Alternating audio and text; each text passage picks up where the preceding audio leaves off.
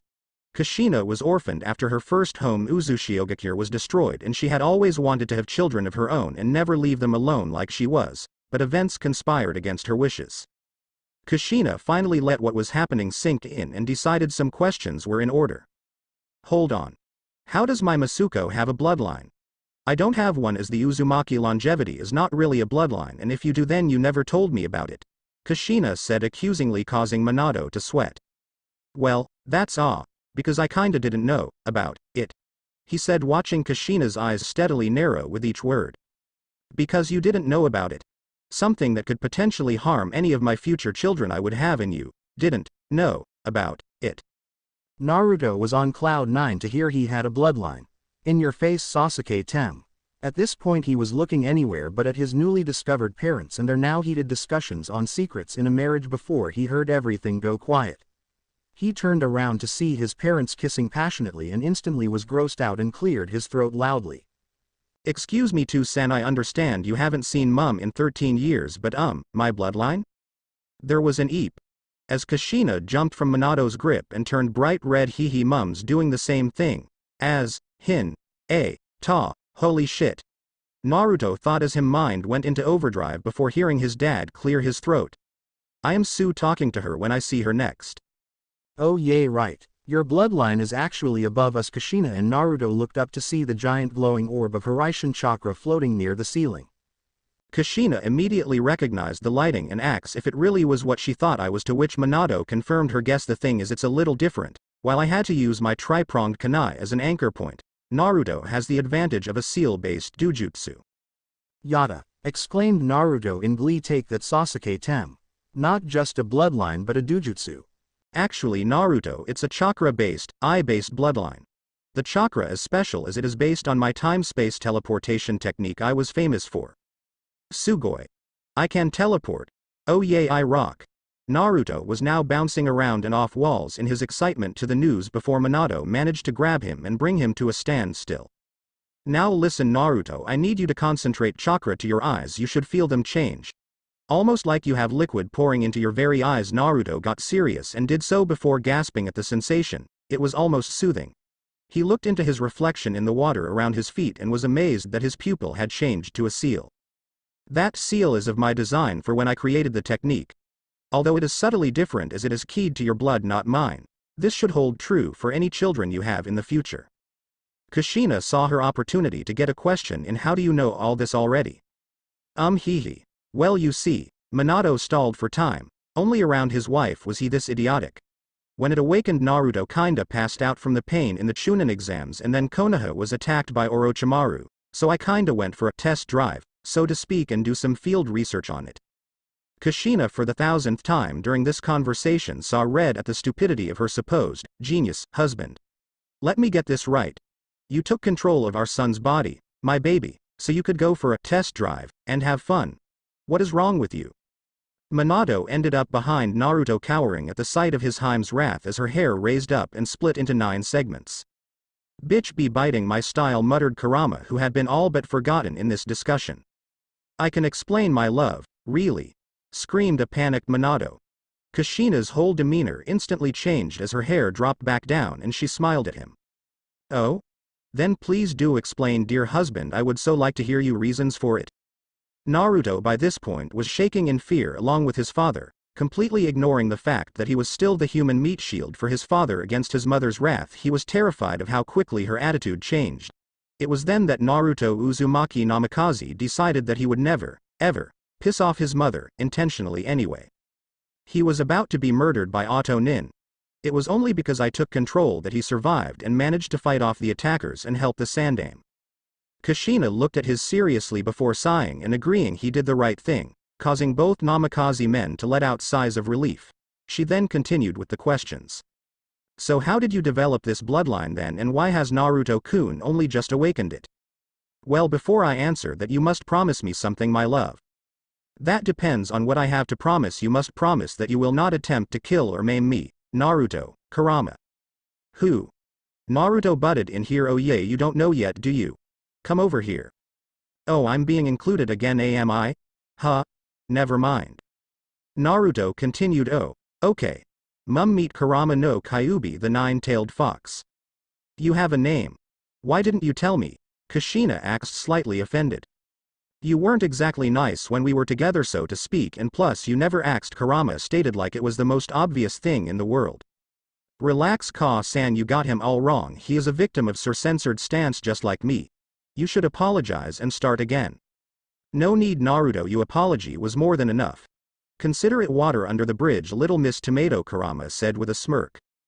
Tomato. Naruto acts. Oh. In the arcade. It's nothing.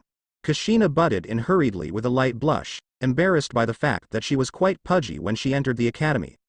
Minato chuckled, remembering what the Kyuubi was talking about, but quickly stopped when Kushina rounded on him, her hair playing up. I'll be good, he squeaked out quickly. WHTCH. Kurama made a whip sound while flicking his tail through the air, making Naruto giggle. He knew what that meant. Minato scowled and cleared his throat before continuing. As I was saying, you may not get into a rage after my explanation is done. Promise or I will not tell you. Fine, I promise, Kushina huffed and crossed her arms. Good. Now, from what me and Kurama discussed after I gave control back to Naruto, I came to the conclusion that I developed this bloodline during the Third Ninja War in the battle where I earned my moniker, the Yellow Flash. After I had eliminated close to 500 Iwa-nin, I had to immediately suppress a lot of trauma or risk going catatonic right there on the battlefield. That's why as soon as I got home I came straight to you and held you for 2 days, so to speak. He coughed, not wanting to key Naruto into what he meant by held. Kushina also blushed. Luckily Naruto was concentrating on the story too much. Anyhow, as I fought against the trauma with thoughts of you, I noticed that my arm was still alive with Hiraishin lightning. Looking back at this point, I can 90% confirm that's when it merged with my DNA, creating the Kekai Genkei no Raijin, bloodline of the Thunder God. I thought nothing of it obviously and didn't notice because I had always used it. So I assume it was because of the trauma I sustained that caused the reaction. Now during the Chunin exam, I can only assume that from what Kuruma has told me, Naruto, you were not treated as a hero like I asked. Naruto looked down in depressed that his father knew about that. What do you mean he wasn't treated as a hero? He contained an enraged Kuruma. Kushina exclaimed in panic. No, Mom. Naruto said in a low voice. The entire older generation found out I was a Jinchuriki somehow and saw me as Kurama reborn. I was banned from some shops and overcharged in the rest. I hide on my birthdays because the Kyuubi festival gets the villagers in a rage at me if they see me.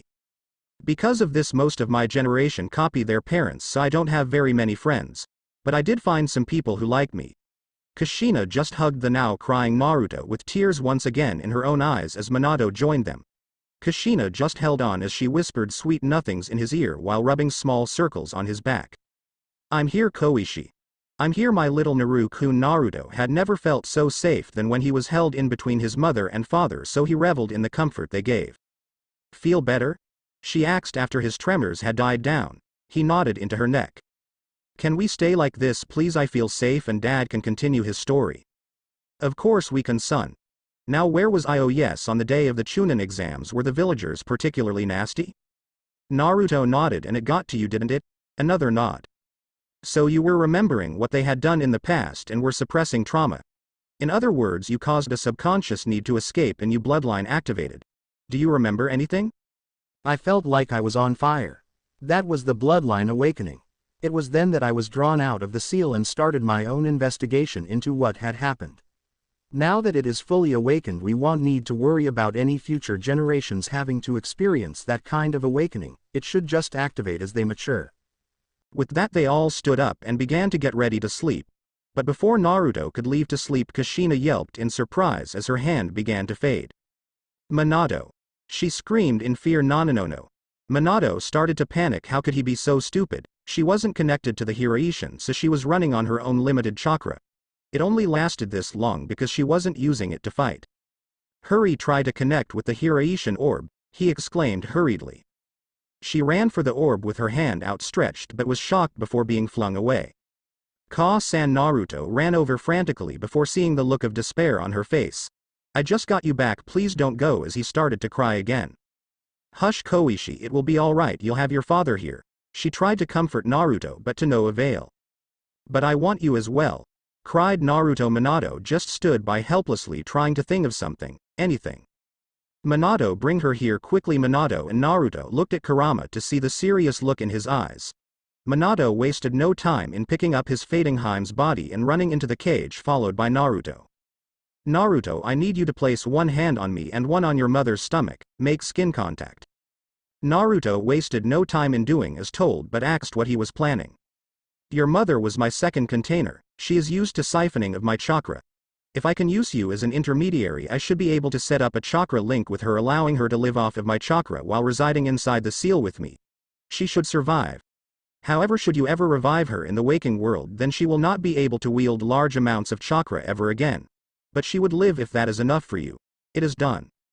Both men watched as Kushina's arm reappeared at the shoulder and solidified again before her eyes flickered open. Hey, she said weakly as she saw Naruto as a bungling mess of tears and snot. Am I in heaven now?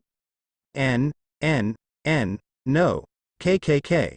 Kurama-kun SSS. Saved you, cried Naruto. Oh, thanks Kurama-kun, was all she managed before she passed out. Naruto dried his tears before charging at Kurama and hugging whatever part of his body he could reach. What are you doing? I am a Biju, I don't hug. Release me. Naruto chuckled as he released Kurama's tail. Can't I do anything to repay you?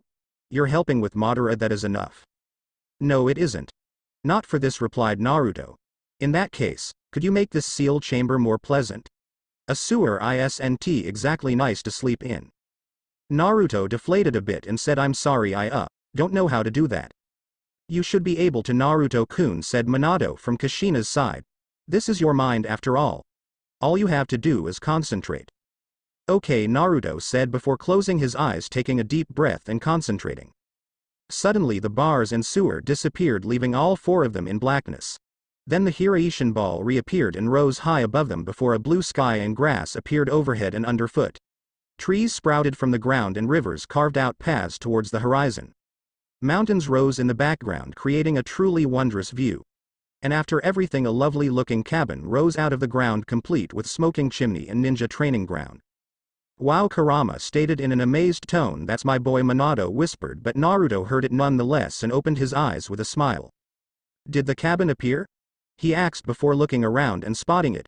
There should be a nice big bed inside, Dad, along with everything else. I'll come back in the morning. Good night, Naruto said with a smile as Minato picked up Kushina, thanked him for his thoughtfulness and gave Naruto a kiss on the forehead before heading inside. So what do you think, Kurama? I think this is the beginning of a great friendship, Naruto. Well, it's not over yet, follow me, Naruto said, walking towards the forest. In this forest you'll find nice big deer for you to hunt if you want to, and somewhere around here. Here it is. They came into a clearing to see a nice white marble pedestal with a purple velvet cushion on it so large Kurama could easily curl up in it. Now you can sleep in style. This is by far the nicest thing anyone's ever done for me, Kurama said, genuinely touched at the thought Naruto put into this new seal world. Tomorrow I shall look for these deer you talked about. I haven't tasted anything in so many years. But for now I sleep in style, as you so put it. Oh yay, and if you want to fight anything, just give me a shout and I'll see what I can cook up. And with that, Naruto went to sleep for real after a long and emotionally draining night. Make them accept me. And why won't my arms stop bloody twitching? I'm not that nervous. Naruto woke up the next morning feeling like a new man, well boy.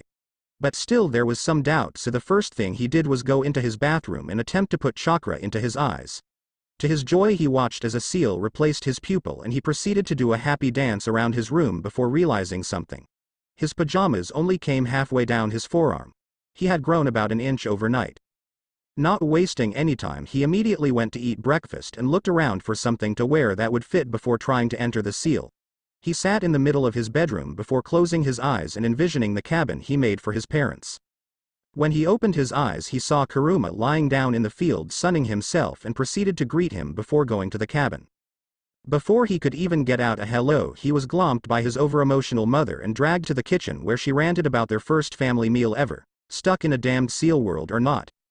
Naruto had no complaints, he was just happy he had his mom and dad back. That changed when something other than ramen was put in front of him. When he asked why the can't have ramen, Kushina looked up in shock and asked if that's what he always had. Well, yay, why not? I can't cook and it's the only thing I can fit in my microwave. Plus it's the best food in the world, he said, not understanding what the problem was. He soon realized that his mother wanted him to have a better diet if being shouted at and chased around the kitchen was any indication of the fact. Minato just sat there with a smile on his face, until Kushina asked him to back her up on the diet argument, and so did Naruto. When he said ramen they both got chased around the kitchen by an angry Kushina who was ranting about unhealthy diets and idiot husbands and sons. But dear, you love ramen, don't you? Minato tried in one last-ditch effort to placate his wife. Yes. But I wouldn't have it for every meal that is just unhealthy for my Naru-kun, he a growing boy. In the end both men ended up with anime welts on their heads and a smiling Kushina happily eating breakfast. WHTCH was heard from outside and both men scowled at the window. Oh, there was something I forgot about last night, Naruto. Minato said, turning to his son. You ask if I'm the reason you're thinking more clearly. It because of the lightning chakra from the thunder god bloodline. The lightning has supercharged the electrical impulses along the nerves connected to your brain, increasing its productivity and bringing all retained information to the front of your mind, allowing you to remember all that you've been taught. Sweet. Naruto said before getting swatted round the head. Don't talk with you mouth full, Koichi. Hi, sorry Ka-san.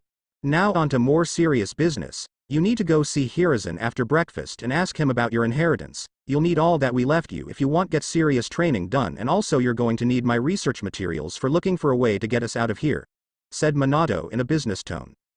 Inheritance. Awesome, Naruto exclaimed before being lightly bopped again on the head by his father. This is important, Naruto, please listen. Hi, sorry, Naruto replied while rubbing his head with an embarrassed look on his face.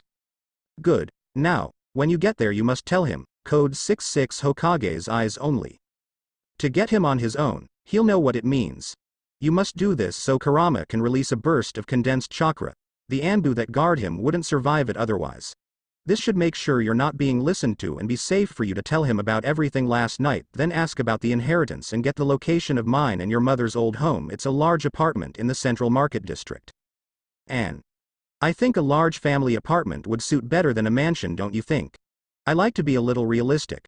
Plus the fact the flashback scenes of their home when Jiraiya visits appear to look like an apartment. You'll have to find my idea book amongst mine and you mother's stuff. It has all my idea and jutsu experiments. That should give you a head start on ideas for ways to revive us. Well then I guess I should get started, Naruto said before finishing his last bit of food and getting up. See ya later. Not so fast, mister. Mom. Those were your father's jobs for you today. I have some of my own. You need to go shopping and get some proper food so I can teach you how to cook. I will not have my son eating nothing but ramen no matter how much we love it. But Mom. It's ramen, exclaimed Naruto in despair and desperation. No buts. You will have a balanced diet or so help me Kami, you'll be in trouble. Kushina stated with rising anger causing her hair to start to split. Naruto seeing this instantly gave in, fearing what his mother could do to him. Hi, shopping, I'll get right on that. His head hung low, Naruto agreed in a defeated voice. Kushina just beamed in triumph. Good boy, you can go have ramen for lunch as a reward. Yada. Thanks Mom. Naruto immediately glommed her around her waist. You're welcome. She then gave him a kiss on the forehead and pushed him out the door. When Naruto opened his eyes he was up like a shot. Grabbing his trusty frog wallet and shoes, he added new clothes to an already large shopping list before running out the door to the Hokage's tower. Arriving outside the Sandame's door, Naruto took a breather from the run here and calmed down before kicking the door open. Hey Gigi. He shouted at the top of his voice. Naruto, how are you? Stated the Sandame from his new wheelchair, completely unfazed. Naruto's face fell at the sight and he turned sad. Now, don't pull that face, I'm perfectly fine, Sarutobi said to try and cheer up the sad boy.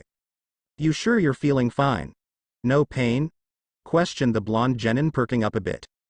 Of course I am. These old bones have got life in them, yet don't you worry, damn right they do. So you're not in any pain? They don't hurt at all? Naruto asked, walking forward with a small smile appeared on his face. It does hurt and I am in considerable pain, but that is expected of the injuries I have sustained. But at least this means I'm finally retiring. You're retiring? Why? Naruto panicked while Sarutobi laughed out loud at him. Look at me, Naruto, I'm basically a paraplegic. If I try to move my legs it causes me considerable pain. I can't very well protect my village while sat in a wheelchair, can I? No, I didn't think so. So who is going to be the new Hokage? Axa, now envious Naruto, who knew he wasn't going to be chosen. That will be discussed at the council meeting this afternoon, so you will find out then. Do you remember what time it is? Remember, you must be there to give a report on the one-tailed Jinchuriki. Hi, I remember 3 o'clock, and don't worry, I'll be ready for anything the bastard council asks, count on it. That's what I like to hear. So anyways, why are you here so early in the morning? Huh. Oh yay. I've been told to tell you, Hokage code 66. Whatever that is. Sarutobi's face was instantly cooled as he barked out an order. Anbu, leave us. Naruto watched as all around the room 5 men materialized from the walls and ceiling before bowing and disappearing in a puff of smoke. Now Naruto, explain where you heard that. Sarutobi asked while thinking, I do hope I was imagining it during the invasion, this is a bit too much. Before that, Gigi, I need to do something. Please don't be afraid, I'm in control, I promise, Naruto said before he thought ready Kurama. All of a sudden the room was bathed in a sinister red glow as Kurama attempted to overload anything in the room listening in. All of a sudden 4 pops and a thud were heard, and Hiruzen watched as small wisps of smoke appeared from points around the office and an Anbu fell from the bookcase on the left. Oh no, I killed an Anbu. Naruto exclaimed while running over to the body while Hiruzen stared in shock at the mask that had fallen from the Anbu's face. Root, finally I have that evidence, Danzo, you sneaky little ninja you. Oh hey, he's still alive, ain't that great? Naruto said, observing the now very much alive but very passed out man. Hey, he's got a cool tattoo on his tongue. What? Let me see. Sarutobi wheeled himself over and looked at the man whose tongue was lolling out of his open mouth as the mask had fallen off as he hit the floor. Sarutobi dispelled the seal before calling his Anbu back in. Bore, Inu, take this traitor to Inoichi. I want him to have everything he can find inside his mind on Danzo within the next 2 hours. Hi Hokage-sama, said the two before grabbing the root Anbu and leaving. Crane, Monkey, I want all the counselors apart from Danzo informed that the meeting is being held at 1 o'clock and not 3. They again left in a puff of smoke after nodding. Rat, go and gather 4 squads from the barracks. I want you to then head over to T&I and see if Inoichi gets anything from our new friend. If Danzo has a base, I want it raided. If he has records, I want them seized. I want to know if he has even sneezed on the toilet, if it's in any way relevant to his underhanded activities, understand? Hi Hokage-sama. I will report immediately after it is complete. And with that it was once again just Naruto and Sarutobi in the room. Wow Gigi, that was awesome. He still got it, he thought before looking at Naruto again. Thank you Naruto, in less than a week you have been instrumental in combating 2 threats to Konoha. You should be proud.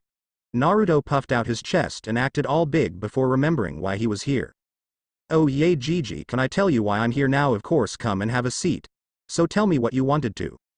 It only took a couple of minutes for Naruto to sum up to Sarutobi about everything that was discussed last night, and at the end his jaw was in his lap.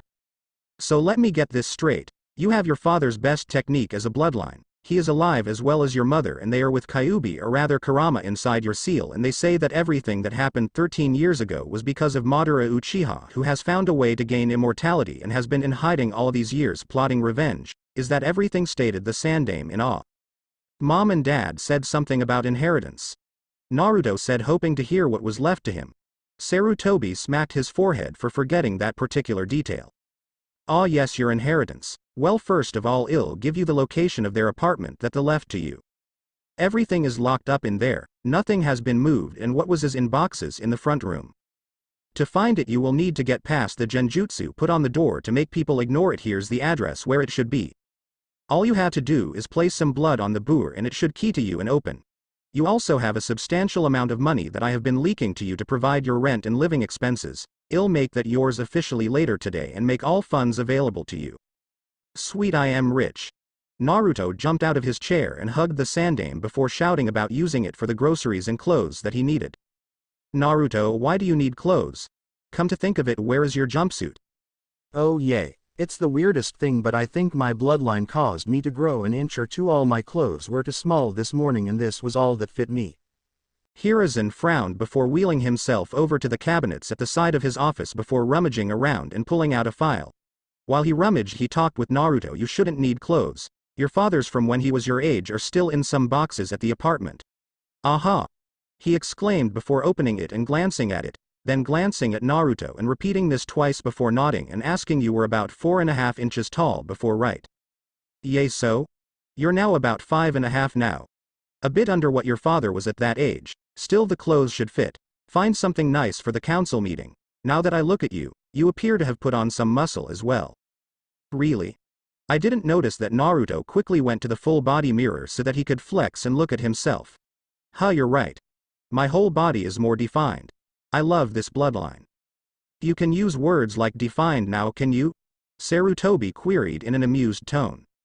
Hey Gigi, that was mean. And I already explained my bloodline does something to my brain. I'm still not smart enough to understand, but I can think a lot more clearly now, and with some study I'll be around Inara's level, Dad says. Really? Then you would become quite smart indeed. Almost, Hokage smart. What? Really? Naruto said, rushed to Hiruzen and looked at him excited. Oh yes, but you would have to study every day to learn a lot. I'll do it. I'll do it. I'll be one step closer to taking that hat from the next Hokage then. The sandame smiled and gave himself a pat on the back for giving Naruto the proper drive to actually do the studying. Oh, and Naruto, can Minato take control again? It would help for him to make an appearance in the meeting to prove he really is in there, or maybe Inoichi could come to your mind and verify it for the council. They will not just take our word for it, you know? Naruto didn't answer immediately. Instead he asked Minato. What do you think, Dad? Can you make an appearance? He said in his mind. I think that you have to be unconscious for that to work. Just send Inoichi and he can confirm it for the stupid council. Okay, thanks. Minato smiled as Naruto cut the connection and stood up from the porch of the cabin before Kushina came out of the front door and began to drag him inside. He thought he was in trouble before she said, I know for a fact you read all Jiraiya's books, Min-kun. Now either you put that knowledge to use or I will bar you for the rest of your life. Minato picked her up and was in a bedroom in a flash while grinning like a madman. And, you though that was a lemon, didn't you? Lols, not until later, maybe. Depends on the status of the stupid content ban. Naruto thought he heard his mother giggle but shook it off before opening his eyes. Dad said, get that Inoichi guy to come say hi for that stupid council. He smiled when Hiruzen chuckled at the council remark. Anyways, I've got 5 hours to kill, so I'll do the shopping and check out the apartment by Gigi. And Naruto ran out the door, not even waiting for a reply. Naruto soon arrived at the apartment complex after getting the shopping his mother wanted him to do. Getting his clones to carry stuff over here from his old place was a stroke of genius. But upon finding and entering the place, he found them hard at work trying to get the place clean. Hey minions, where's all the stuff from the old place? He asked to the clones before one looked up and said, didn't need it, we kept the important stuff, but everything else was crap compared to the stuff here, so we chucked it with the clothes. Also, Dad's clothes are awesome, they fit like a glove. Naruto smiled at that and went straight to his bedroom to change. Luckily, some earlier clones had dispelled, so he knew his way around already and the place was fully explored. His parents' room was the largest and was cleaned first, as he wanted to make sure he found anything important to help keep it safe, like the books labeled dating, wedding, and pregnancy. The one labeled family was blank. They were immediately put in a safe place. The next was his room, and he loved it. Nice sky blue walls and a full wall wardrobe so he could keep all his ninja gear in one end and his clothes in the other. There was room for his desk and his bed after he dismantled the crib and changing table and put them in the hall cupboard at the request of his mother. The living room and kitchen were spacious and bright with big windows and a 4th-floor balcony that looked out over the market district.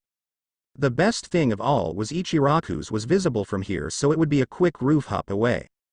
Deciding that an early celebratory munch at his favorite place to eat was in order, he went and got dressed from a selection of his dad's child clothes, a white hoodie, baggy black shorts and black sandals, and left his clones to finish cleaning before heading over the roofs and landing in the street outside Ichiraku's and entering while shouting, "Hi Ayame ne." Hinata had been looking for Naruto all morning. During the Chunin exams she had lip-read him with her Byakugan while he told Neji his story. She had run from the stands in tears after hearing the story of his younger life.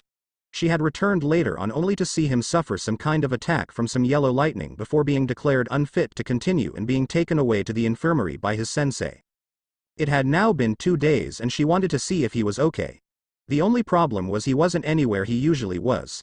She'd checked all over, his favorite training ground, Ichiraku Ramen, and when she went to his apartment and looked inside with her Byakugan it was empty. She was on her way home in desperation when she heard it. "Thanks Ayame-ne-chan, G-chan, I'll see you later." She turned to look back up the road and saw him coming out of the ramen stand she'd checked earlier. She then flooded the street with drool. "Oh my Kami, he's gorgeous," she screamed in her mind as he left ramen stand and walked in her direction. She had noticed the new clothes and his height and muscle increase instantly. The perks of watching him all the time. She instantly hid and stalk, track, observe, walked in the same direction as him. Yes, that would work, just behind him, and a considerable distance away. She watched him as he made his way toward the Central District's apartment complex. Naruto was enjoying his walk back without a care in the world, before his mother contacted him. "Koichi, Kurama says that there is a presence following you but he detects no ill intent." "Thanks for the heads up, Mom. Kurama," he replied before turning to a shop window and pretending to observe the window display while looking in the reflection to spot his stalker. That's when he spotted Hinata. "Oh crap, it's Hinata-chan. I forgot about her," he thought, panicking a bit. "Naruto-kun, calm down. Who is this Hinata-chan?" Kushina acts in anticipation, already suspecting something. "She's a girl from my academy class. Last night when I saw you blush because you were embarrassed about something Kuruma said, I realized that when she does it around me it was because she likes me. Mom, what do I do?" Naruto explained quickly, trying to think of something. "Honestly, you're just as dense as your father was. This is your problem, Koichi. I can't help you with it, but I would suggest talking to her about it. Trying confronting her." And with that Kushina cut the connection before Naruto could protest. "Okay, confront her. That's a start," he thought. He began to walk again, thinking of ways to get her alone. Then it hit him, his bloodline. He just had to surprise her, grab her and take her somewhere quiet. Somewhere quiet. He stared in thought, thinking of somewhere quiet, staring at his dad's head on the Hokage monument. That's it, he thought. Immediately putting his plan into action, he turned down the next alley and then turned around and Hirishin to the opposite roof to alley entrance and waited.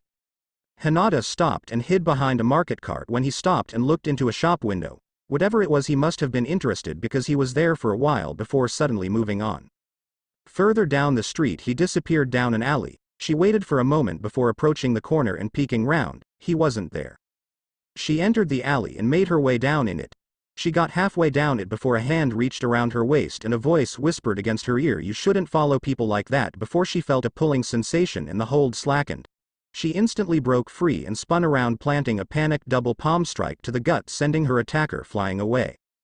There was an oof. Before she heard a voice she didn't expect. "Kami, Hinata-chan, you hit hard." Her heart stopped at the sound of that voice and eyes flew open. Nani? Naruto-kun. "Hey Hinata-chan, nice swing. Sorry if I scared you." Inside the seal, all three inhabitants were effectively passing out from laughter. It's alright, Jay. Just don't do it, again please," she muttered quietly. Naruto noticed this and thought, oh no, she's already getting embarrassed. "I gotta say something, ne Hinata-chan, I actually brought you up here for something. It about that talk we had before my Chunin match against Neji." What about I figured out why you blush around me and always hide and faint."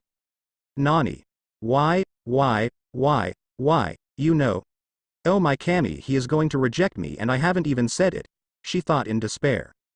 "Yes I know, and I brought you here to tell you that there's something you should know about me if you do."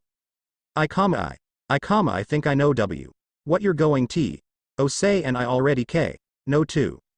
"You do?" Naruto exclaimed in a panic. She nodded. "And you still?"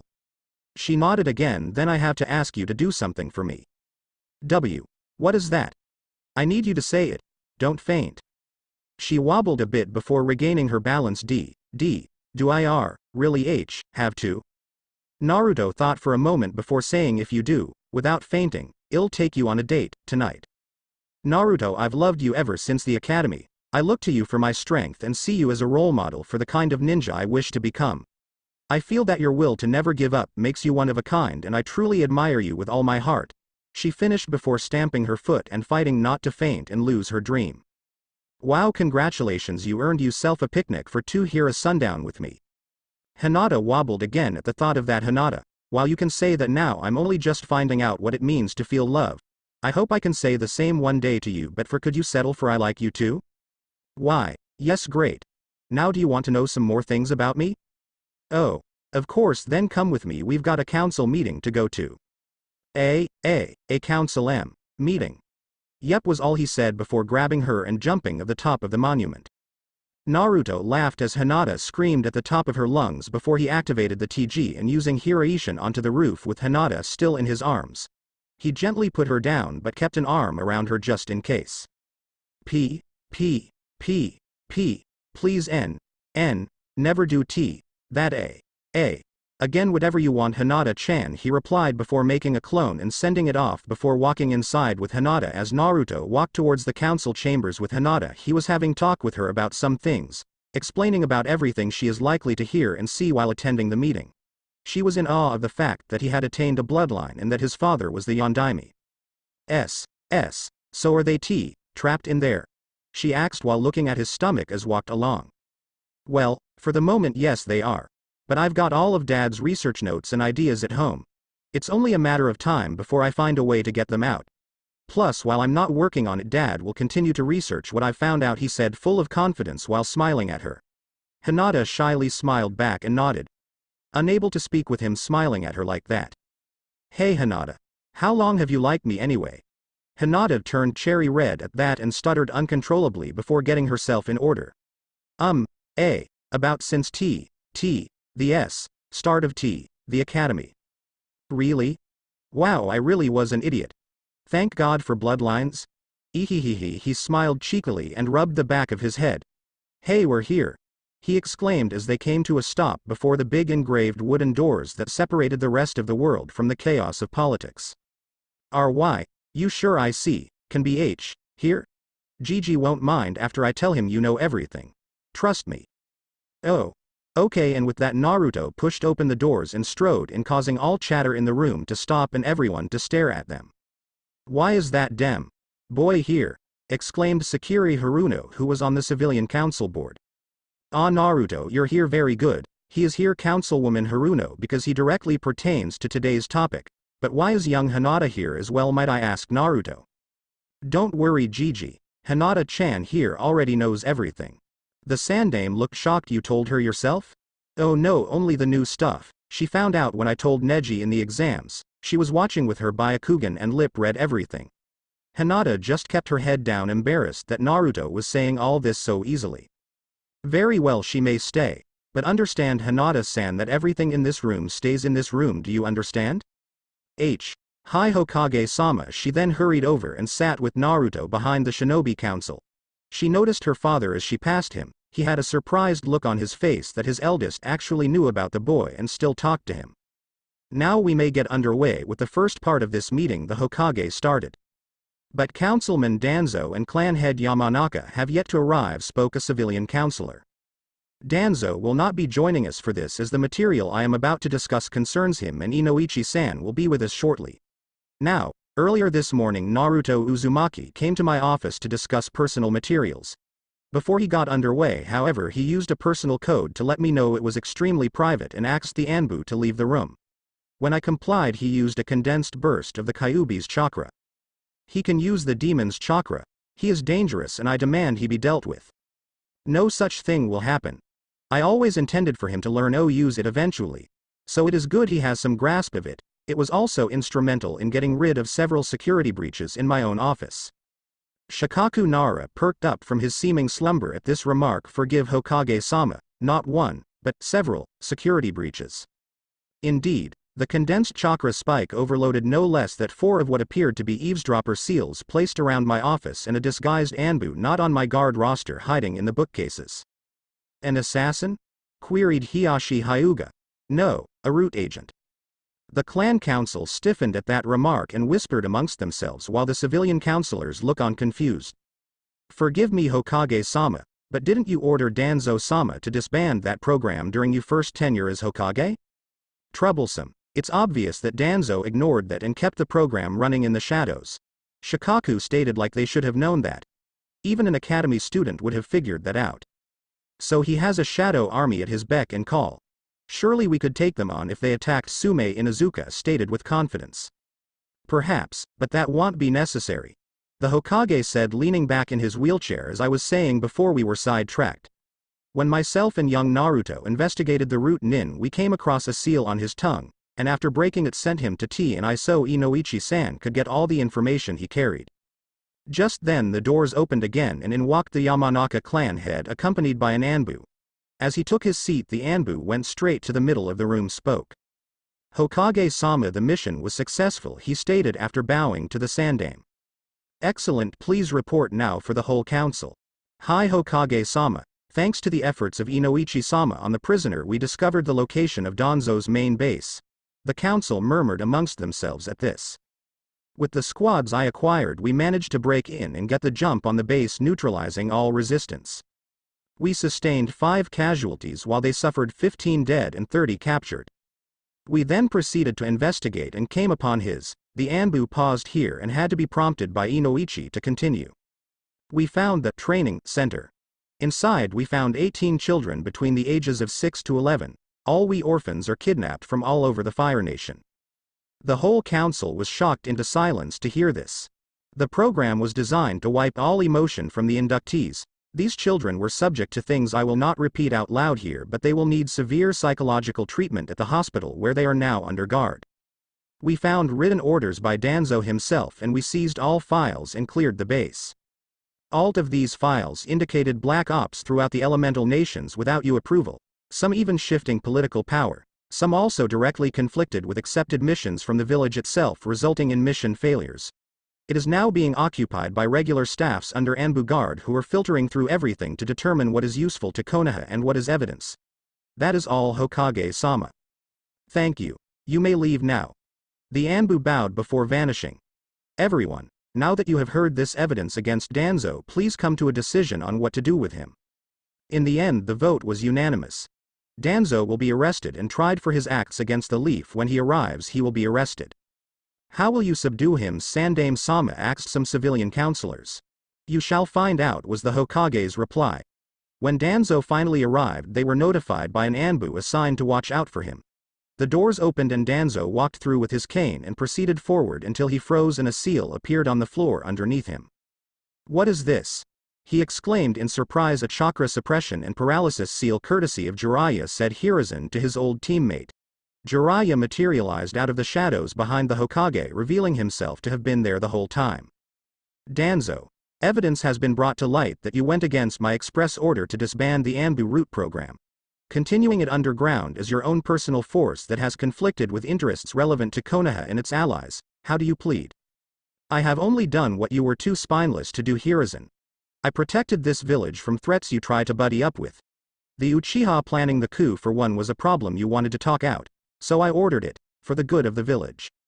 Everybody stopped at that. Hiruzen was shocked as well. He thought that Itachi took matters into his own hands. You ordered Itachi to kill his clan. That's it. Anbu put him in stasis and take him away. I want him in the darkest cell in the deepest part of our prison as possible. Keep him sedated for the rest of his life. I don't want him anywhere near my village again.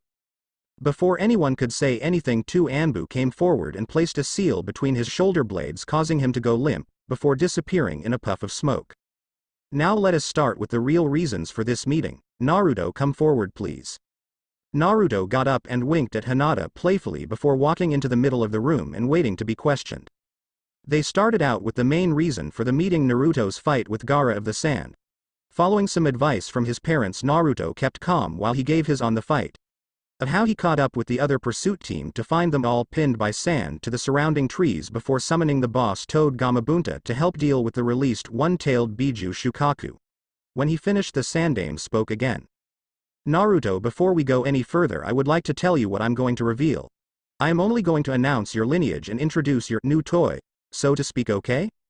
The whole council began murmuring at the announcement of Naruto lineage and many wondered what this new toy was. Got it, Gigi, don't worry, I can handle that good.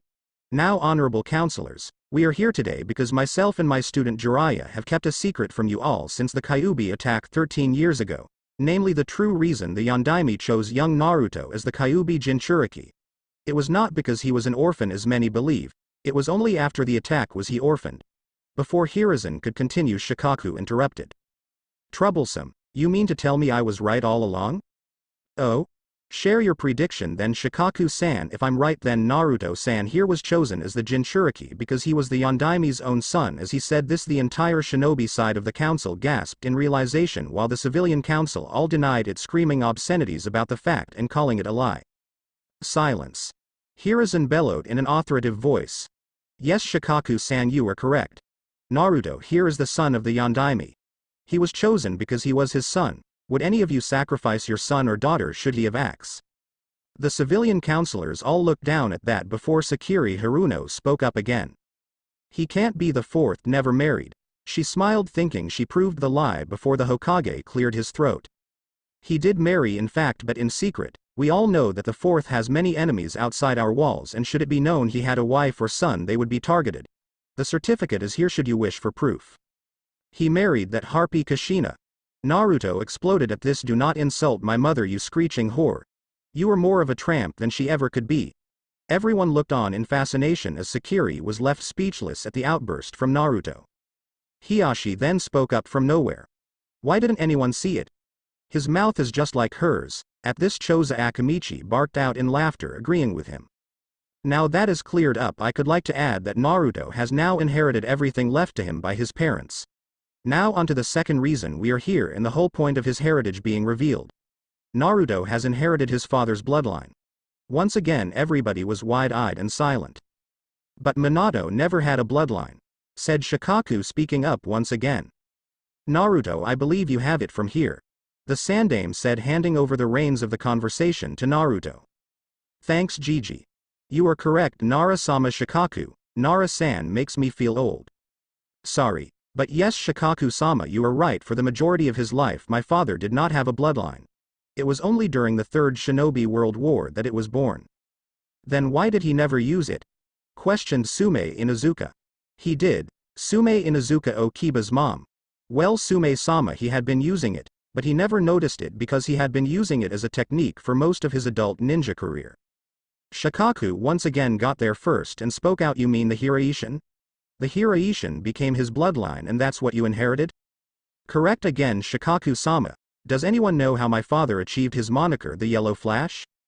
Inoichi spoke up this time. I believe that it was when he saved a force of Konoha nin against some 400 to 500 Iwa nin through using the Hiraishin. Yes, and on that day he developed the bloodline.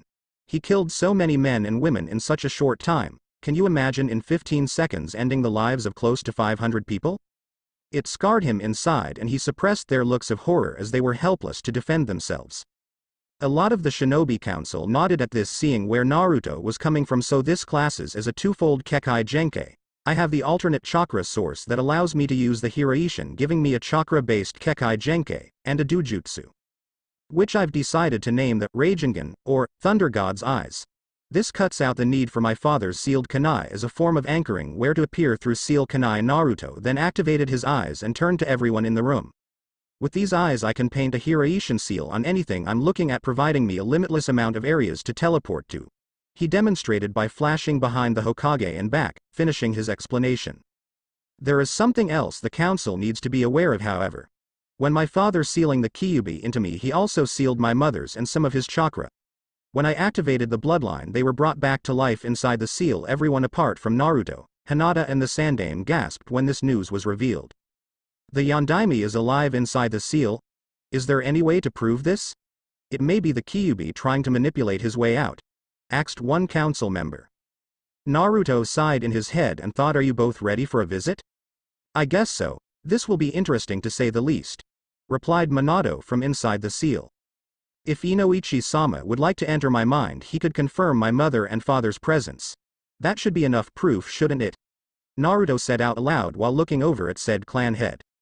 I could do one better than that. I could use the Seishin Isha no Jutsu, mind projection technique, to show the entire council what is going on inside your mind if you would like. Naruto looked to the Hokage who nodded before agreeing and sitting down. Inoichi came forward before performing some hand seals and saying Seishin Isha no Jutsu. Inoichi appeared on his back in what appeared to be grass with a shadow cast over him. Yo Inoichi-sama. Bet you weren't expecting that rush when entering my mind. Turns out you had to be let in by Kyuubi's chakra as well as mine. Lucky he let you a. Hey Gigi, can you hear me out there? Yes Naruto, we see you as well. Look behind you. Naruto turned around and there was a screen of chakra floating there with the council peering through. Cool. Anyway, time to get up and meet my mom and dad. Inoichi-sama. This way. With that, Naruto turned and walked through the trees, forcing Inoichi to get up and follow. This is your mind, Naruto. Yay, I only changed it yesterday though. Kyuubi used to be locked up in a sewer in a cramped cage. I didn't like it so I changed it. Naruto half lied. Better the council think he did it because of his tastes rather than for Kurama. I'm impressed. It usually takes a lot of training to change your own mindscape to such an extent. Thank you. Oh look, this is where Kyuubi usually sleeps. They had come to the marble pedestal in the forest and nothing was there. Huh. He must be in the fields, Naruto said, looking around and nor seeing a mass of orange fur. Inoichi just followed, mouth open at how casual Naruto was being in talking about the Kyuubi. They eventually got to the edge of the forest and everybody in the council chamber's mouth dropped at what they saw. An unrestrained Kyuubi lazily sunning himself in the middle of the field. Inoichi held his breath and tried to keep as quiet as possible so as to not wake it, then Naruto shouted at it. Yo Fuzzy. Kurama lifted his head up lazily to look at him and noticed Inoichi, who immediately froze on making eye contact. Naruto then laughed. Relax Inoichi-san. You're not worth the effort to him. In response, Kurama just huffed and lay back down. See. Are you sure it's wise to provoke it like that? Inoichi spoke quietly. The boy is right. Kyuubi spoke out of nowhere. Only should you be deemed a threat to my container would I consider a tackkingu, although it wouldn't be much of an attack, more like stamping on an ant. He stated in a factual tone, then bared his fangs in a grin that made Inoichi freeze. Cut it out Kyuubi, we're here to see mom and dad. As far as I am aware they are both in the house preparing for you. Okay thanks. Naruto said before walking round Kyuubi and carrying on without a second thought. Inoichi just looked at the Kyuubi and then the council to see their stunned faces, before hurrying after Naruto. Yo dad. Where are you? Naruto shouted, opening the front door to the cabin as Inoichi caught up. He honestly didn't expect to hear the voice he heard next. We're in the kitchen. He followed the Naruto to the origin of the voice and stopped dead to see a red head stood behind a man with her hand on his shoulder as he sat at the table. The council also gasped in response to seeing the man sat at the table. It really was the Yondaime. Naruto for one was secretly shocked at the change in his parents. Minato and Kushina both looked dead serious. Minato looked like he did in all the pictures he had seen when he was Hokage, regal, calm and serene, almost blank. His mother was just the same and only broke her expression to glance at Naruto and smile before schooling it again. Naruto decided to emulate them and blanked his own before taking a position next to his mother. With Inoichi in the screen with the council on it on the other side to the table. After a moment, Minato decided to start things off. As you can see, I and my wife are very much alive in here. And before anybody asks, Naruto is already researching how to find a way out for us both. Now I would like a question answered. Why was my final wish not heeded? I asked for Naruto to be seen as a hero, not vilified. It seems my trust in the village I love was misplaced, that they could do all that I have hard to a child. Forgive us Hokage-sama, but we believed that he was the Kyuubi reborn. Had we known he was your son, everything would have been very different, one counselor stated with a worried tone. Kushina then spoke in a calm authoritative voice that is beside the point. He would be just the same as any other used in the ceiling, yet he would have been treated differently had he been claimed as the Yondaimes? You are lucky my son held as much love for this village as we do, or he would have most likely given in to the Kyuubi's whispers at a young age, releasing him and destroying you all. You obviously had so little faith in my husband's abilities to have treated him the way you did. None of you understand the complexities of seals or their purpose. Minato placed a hand on hers that was on his shoulder to stop her getting any louder than she was getting and continued for her. My wife is correct. In treating my son the way you have been working towards your own destruction rather than preventing it. From now on my son's status will be known to the village. Let them know of the wrongs they have committed not just against Naruto but also against me. Let them know that if they do not accept this, then their greatest leader will become their destroyer. He stated with a tone indicating he meant business. The council all gasped at this declaration and feared for their lives should the rest of the village not comply with this. Hiruzen then spoke up. You will not retake your title? No, this village does not deserve my leadership. Should I be revived into the world, then I will spend the time as a home ninja and spend it with my family. I will only take the highest priority missions for the village should this happen. He spoke with finality, indicating he would not budge on the issue. Jiraiya then spoke up for the first time since Danzo's arrest. So I will have to get Tsunade back after all.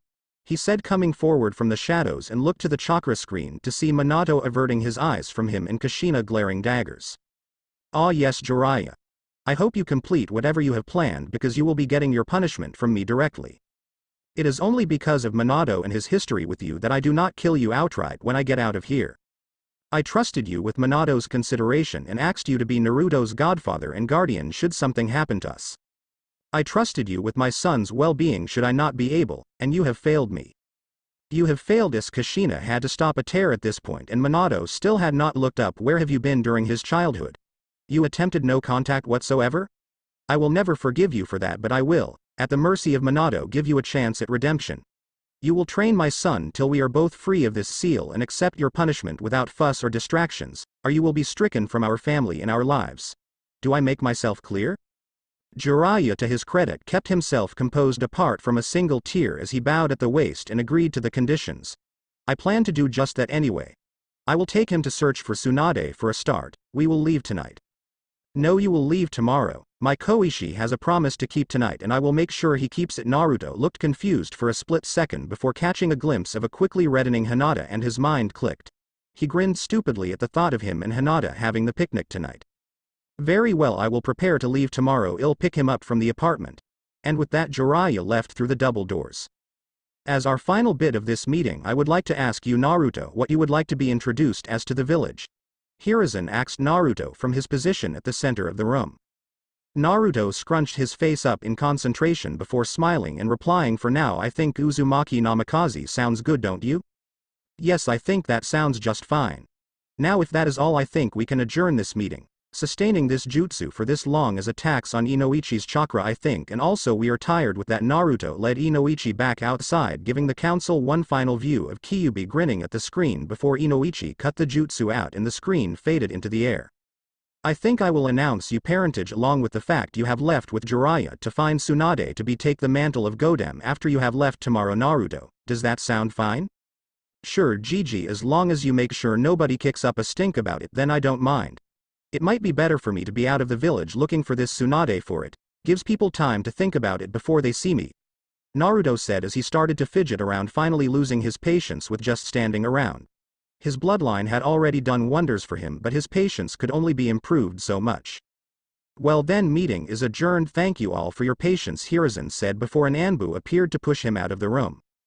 As everybody began to leave, Naruto walked over to Hinata, who noticed him coming and began to blush again. Hey Hinata-chan, so you still want to go tonight? Why?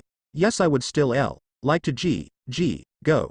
She said in a timid voice before taking the hand shyly that Naruto offered with a smile and began to walk out of the room. He froze as someone called out to her though.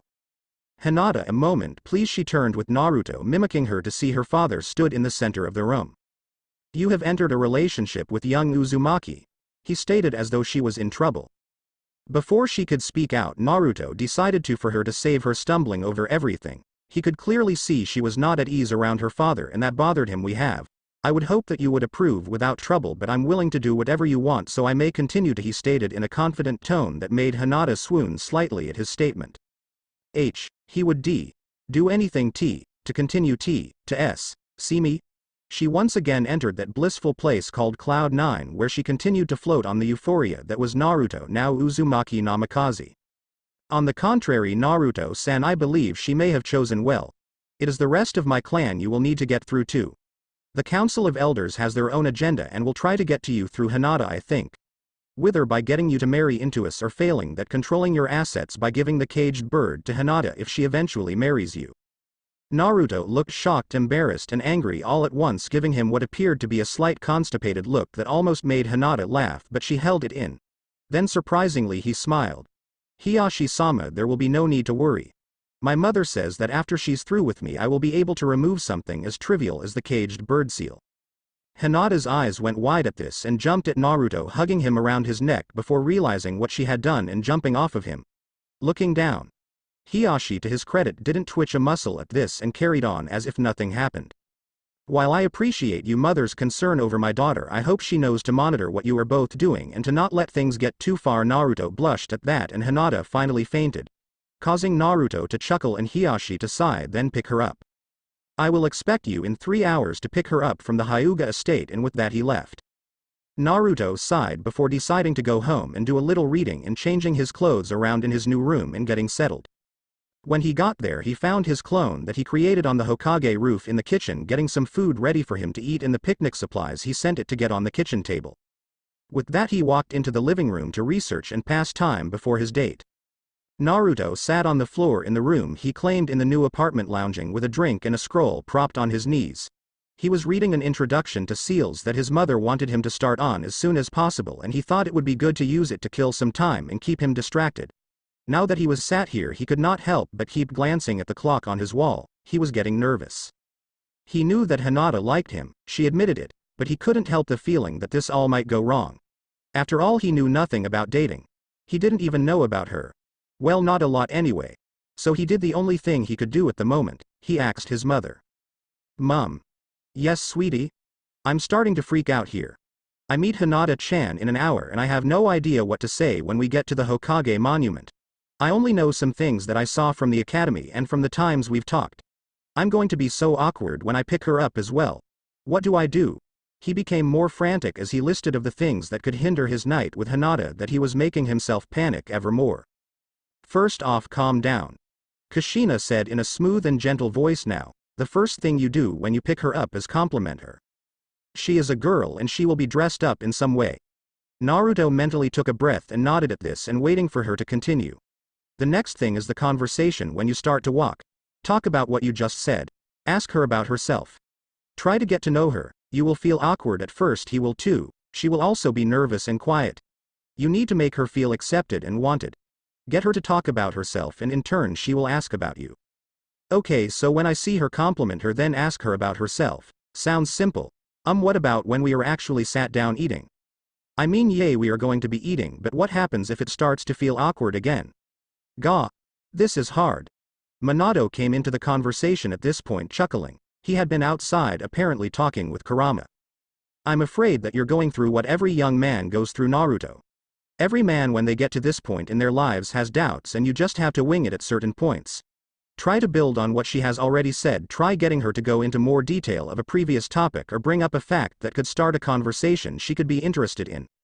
Also, you make sure to be respectful towards her father and her. Give a good impression of yourself on first meetings always. Naruto thanked his lucky stars he now had some form of a process to tonight now. He knew he would have messed it up royally if left to his own devices tonight. So just talk about each other, okay, easy enough. He then glanced at his clock and screamed. I've got half an hour. He bolted over to his wardrobe and started throwing his new clothes all over his room, ignoring the indignant shout of disapproval in his head from his mother. He went through several things looking for the perfect outfit, and shouted in triumph when he found a black button-up dress shirt with a dark orange stripe down the spine and nice black pants to complete his dark ensemble.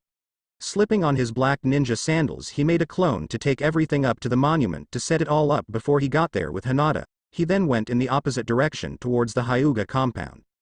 He finally got there and knocked on the traditional giant wooden compound doors and waited for about a minute before growing impatient and reaching for the giant iron ring knocker again before the door swung open, causing him to almost fall over flat on his face.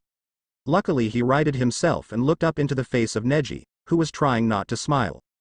Naruto-san, he said, managing to keep a straight face and going back to the Hyuga's patented stoic expression. Neji. Naruto replied, looking wary. He still thought Neji was going to be a complete fate-spewing ass. He was wrong when Neji bowed and said, "Please forgive my actions during our match in the Chunin exams. I was wrong to think you didn't know suffering from a seal as I did. I would like you to know that I have made the decision to change and have already apologized to Hinata-sama and had a discussion with Hiyashi-sama. Also I would like to thank you for keep the Kyuubi sealed from us and protecting us every day you live. Thanks. I guess. Honestly Neji, if I got through to you that's all that matters. Just don't turn into a man who believes in not fighting fate again and we'll be fine, Naruto responded with a smile. Neji then led him into the compound and led him across the courtyard to stand near the house. Hinata-sama will be out in a moment, we will wait here. Neji said as he took a seat on the raised walkway. Naruto sat down next to him and Naruto observed the medium-sized courtyard and noticed how uniform it all looked. All stone and square. After a moment a shoji slid open down the walkway from Neji and Naruto and Hiyashi stepped out. As he approached, Naruto was not going to anything till his father shouted in his mind, "Greet and bow," startling Naruto out of his musing and making him get up and turning to Hiyashi along with Neji. "Uncle Hiyashi-sama, boys, you wait on Hinata." "Hi uncle, we were just enjoying the quiet." "Indeed," Hiyashi answered before turning to Naruto. "I expect you to have my daughter home from wherever you are going tonight by 10 o'clock at the latest. Naruto-san, is that understood?" Naruto bowed again and answered, "Hi Hiyashi-sama, she will be home, I promise." "Very good, so where are you taking her?" "We will be on top of the Hokage monument. I had a picnic laid out up there by a clone as I came here. A nice dinner and a sunset, and I hope that we can learn more about each other. So if you wish to find us for anything during the evening, we will either be there or somewhere along the way from here to there," Naruto said, looking at Hiyashi to show his sincerity. Very nice, not too much and a good icebreaker, a good choice." "What is a good choice?" was heard from behind them and they all turned to see Hinata in the doorway looking curious. "Where Naruto-san is taking you this evening?" Hiyashi responded, looking at Hinata along with Naruto and Neji, who was. Naruto was speechless. He didn't know Hinata looked like that. She was much curvier than the jacket she wore let on, very developed for her age. And her skin shone in the light of the lamps. He had never seen her show so much skin. And what she was wearing, well, the only thought he had was Hinata in that outfit made her look beautiful. Starting from the waist, she had a long skirt that reached her ankles and a form-fitting white sweater that hugged her all the way down to her waist, along with some slightly heeled ninja sandals. She looked absolutely beautiful if the amount of staring from Naruto was anything to go by. She noticed this and blushed before feeling bold for a moment and doing a small twirl showcasing her outfit before renewing her blush only a darker red. "Why, you look amazing, Hinata-chan," Naruto managed to get out while still replaying the twirl in his mind. "Agreed, Hiyashi," said Neji, "and I will leave you now. Have a good time, Hinata." And with that they left back inside, leaving the new couple to themselves. "Naruto-kun, you look nice, I like the shirt." Hinata started looking Naruto over and liking the dark ensemble he had on. "Really? Thanks, I kinda wasn't sure about it. You on the other hand look absolutely amazing in that. I can't get enough of it." She continued to blush with his praise and just smiled at the compliments. "So you ready to go?" he asked, extending a hand towards her for her to take. In her mind she was screaming, "He's holding my hand." But on the surface she just smiled and took it as they left the compound and began their walk. Naruto began lamely, "Because this is, what I mean is, grr." Hinata giggled at Naruto's obvious nervousness and decided to help call him on it. Nervous. Please don't be. I am too, she said with a cute smile. Naruto just hung his head and sighed. "Not a very good start, is it, Hinata-chan? I never been on a date before and I just thought because I didn't know you that well you could maybe tell me about yourself." Naruto managed to get that out while still sounding as though he kinda knew what he was doing as Hinata replied. "It's okay to be nervous, Naruto-kun, I am well, but there isn't much to tell about me." When she said this, Naruto had an idea. "Well, how about this? Tell me your likes and dislikes, hobbies and dreams for the future. That should be a good start," he said while doing one of his face-splitting contagious smiles, causing her to smile as well. Well, okay, my likes are training, and my hobby is pressing flowers, my favorite foods are cinnamon rolls and zenzai. My dislikes are the split in the Hyuga families, I don't really like crab and shrimp. My dreams for the future are to unite the branch and main houses of the Hyuga and to She stopped her and Naruto turned and saw her turn red again. And to what? Hinata-chan. You would think it's silly, she muttered. No, I won't. Come on, you can tell me.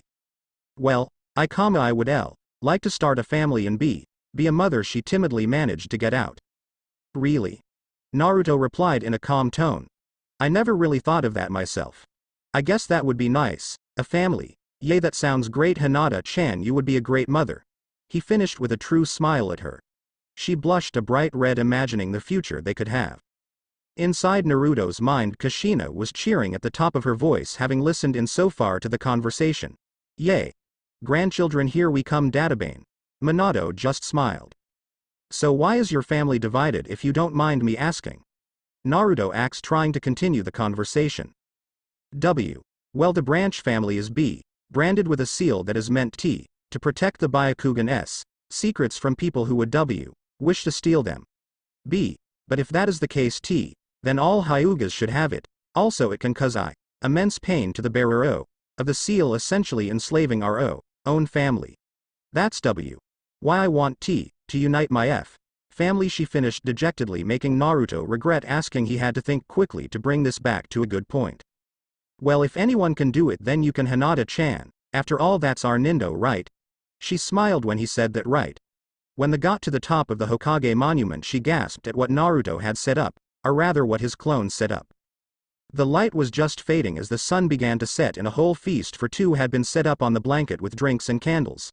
I hope this isn't too cheesy for you, Hinata-chan. I just thought it would be cozy, Naruto said as they got closer. Hinata shook her head, denying the thought. No, I love it. It's really nice, thank you. Hey, you didn't stutter. Naruto exclaimed, getting used to me, are you? She playfully swatted his arm. For that, maybe I am. Is that a problem? She played along as they stopped in front of the blanket and began to sit down. Help her sit down. Naruto heard screamed in his head before hurrying to help her down. So I hope you're hungry, we have a lot to choose from here, Naruto said, sitting down next to her and unloading the picnic basket. As they ate, they chatted and talked about each other, discussing what is going to happen next with the village and if this Tsunade person is going to be a good Hokage or not. Do you know how long you will be looking for her? I honestly don't know. I don't know anything about her. It all depends on if she travels around or if she lives somewhere all the time.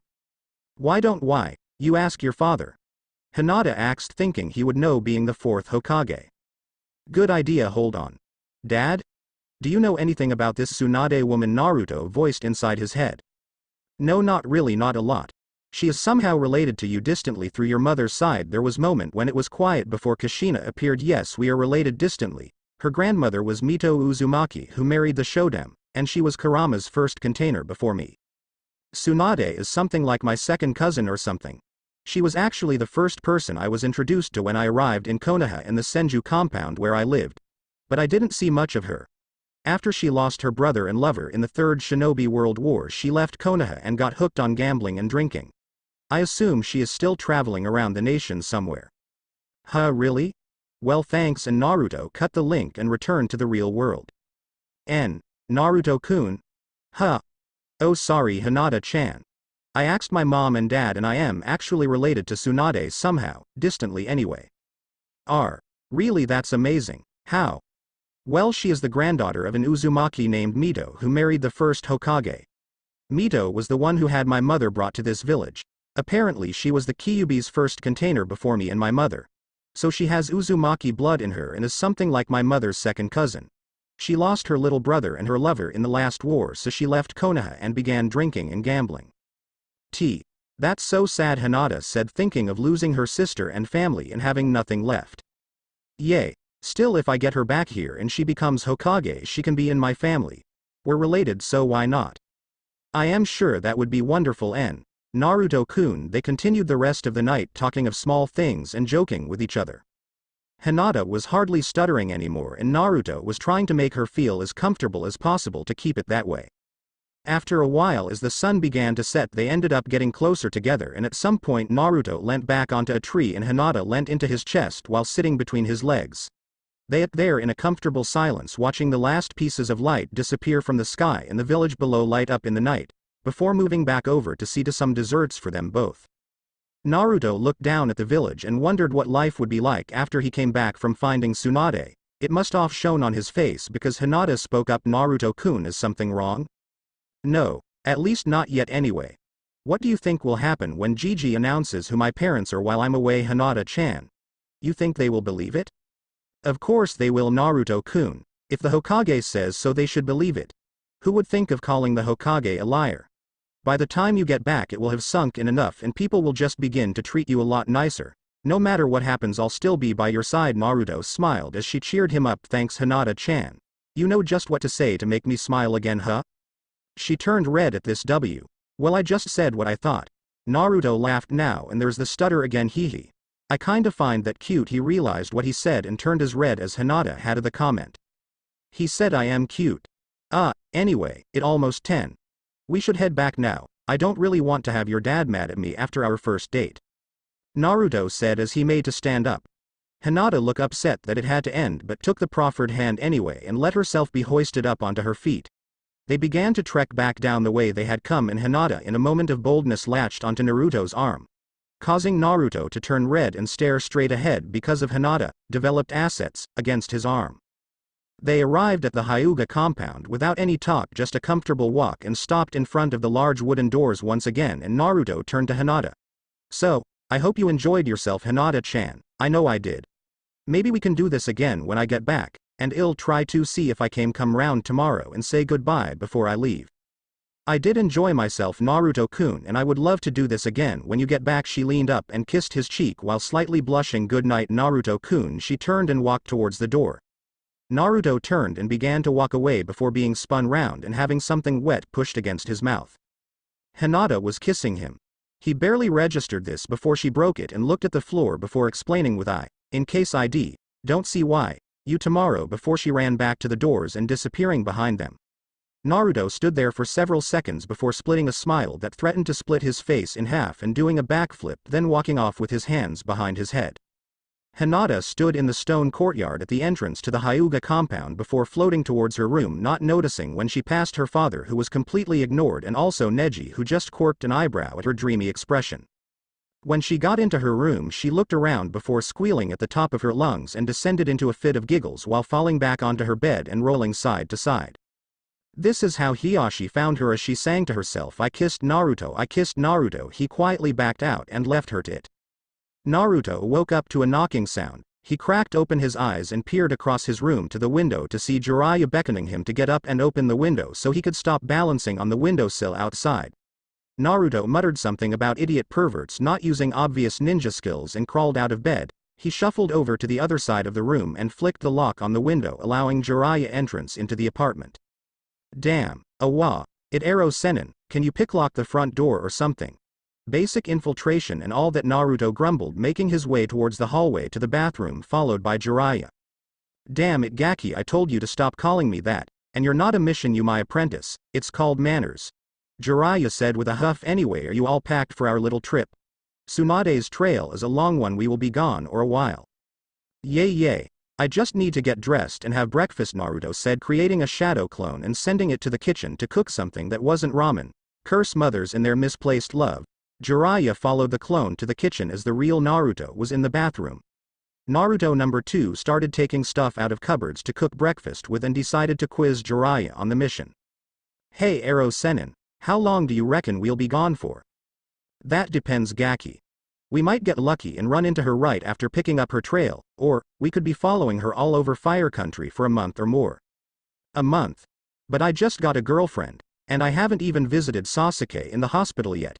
Naruto was severely annoyed with this development and was smoldering along with the eggs he was cooking. Relax, Naruto, you won't be able to think about that with the training I am going to be having you doing. Naruto was instantly on alert at the mention of training. Really? What kind of training? Jiraiya laughed inside and replied, see if your dad is awake and ask him what the Rasengan is. Fine, but watch my food, I don't want it to burn. And with that he sat in one of the dining chairs in concentration on entering his mindscape. He appeared in front of the little cabin and ran inside to see if his parents were awake. They weren't. He ran to the back of the cabin before knocking and bursting in. Before screaming and running out again. Yes, Naruto had just seen that which cannot be unseen. On the surface Jiraiya was confused as Naruto squeaked in his meditation before turning very red. My super pervert senses are tingling. I like it.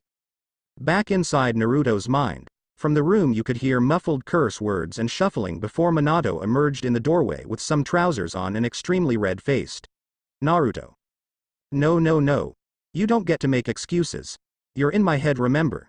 You can't do that in my head, I am your son. Naruto cut him off in a frantic voice. Don't even mention it, just let me forget. Now Jiraiya said to come here and ask you what Rasengan is. Rasengan? He's going to teach you that. Okay, so it's my strongest technique, the highest form of chakra manipulation.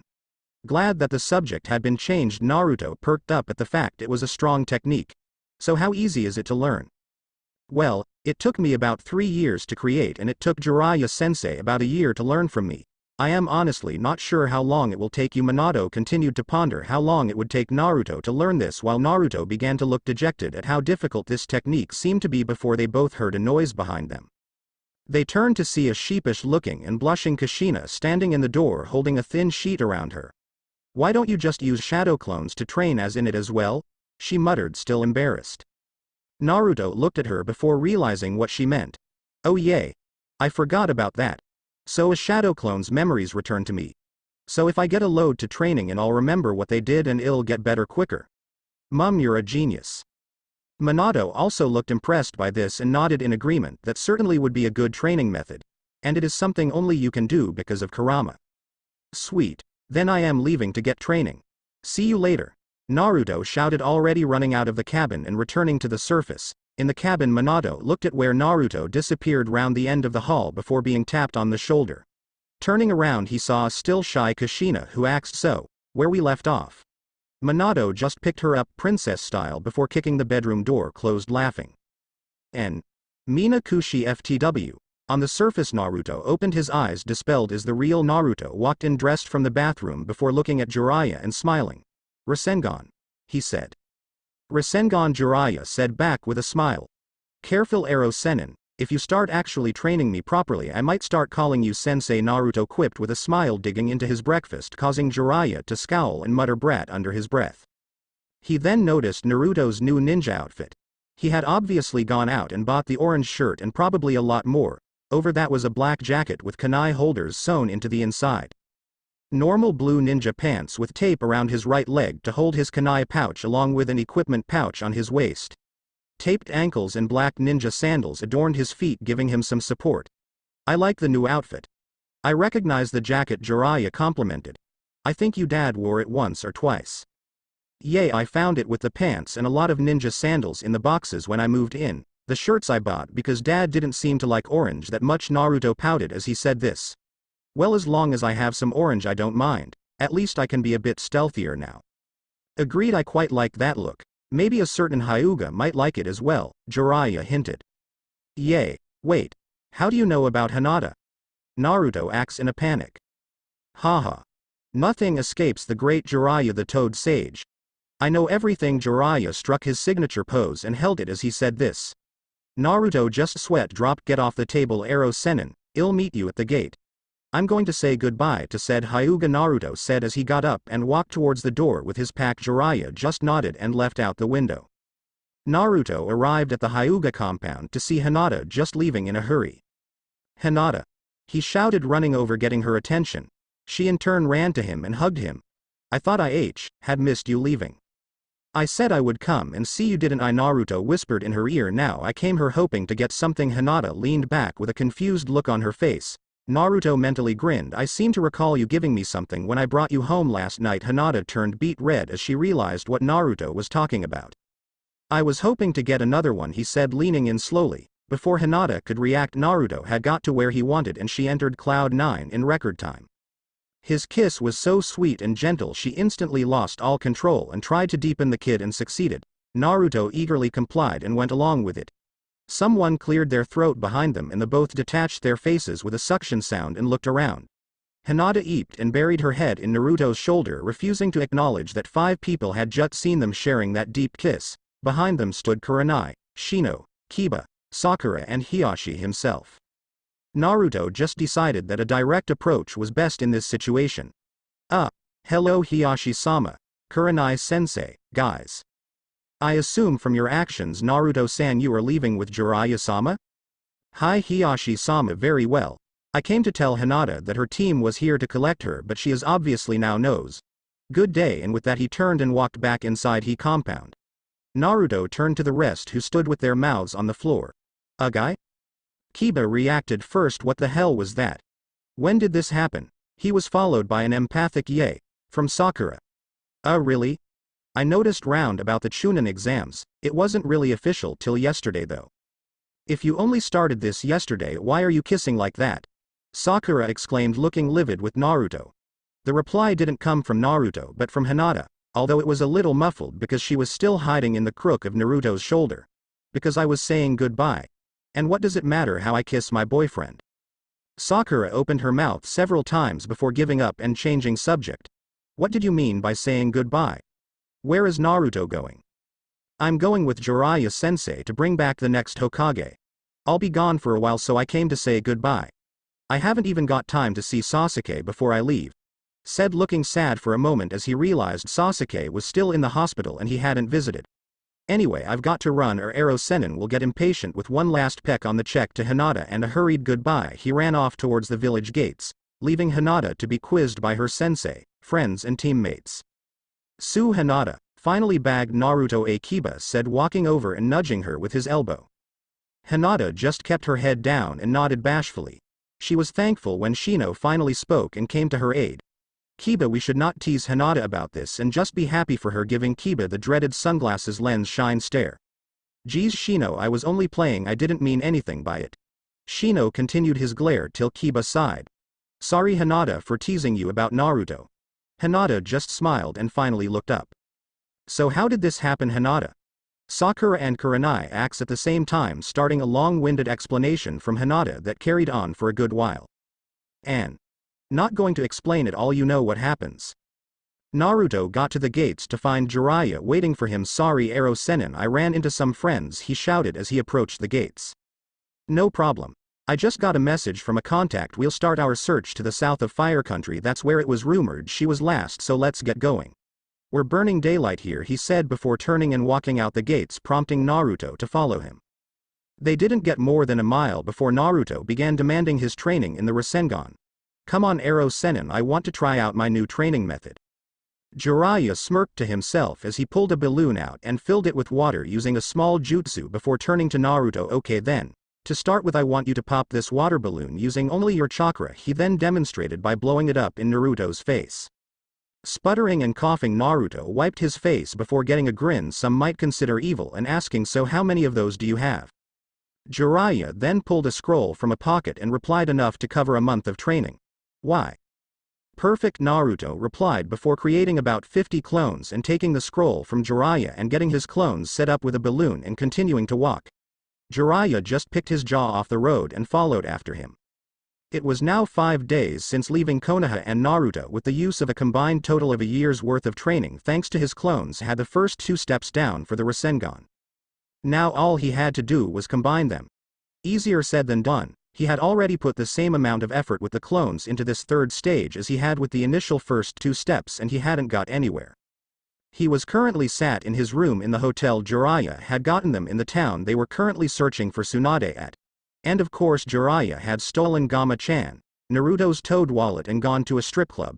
So while his mother ranted and screamed bloody murder inside his head, Naruto decided a bit of reading would be a good way to relax while 10 clones tried to merge the stages of the Rasengan on the floor around the bed. Kaden. Shokyaku no Ryu, Fire Release. Incineration Dragon. No. Raiden. Degeki Mahi no Jutsu, Lightning Release. Shock Paralysis Technique. Again no. Naruto was currently browsing his father's idea book that he had picked up to skim through whilst on his downtime in the evening of this mission, and was now browsing through the back end of the book in his father's later ideas towards the end of his life. Blood Clone. Hello, what's this? Creates living container for a form of spirit or conscious entity or entities. This is it. He then concentrated on his mindscape and shouted, Dad. I found a way out for you and Mum. Maybe Kurama as well if he behaves. Oi. Really? How? Minato said in excitement, standing up from his workout in the field in front of the cabin. You had the idea years ago, blood clones. It's right here in your idea book. Of course, how could I forget that?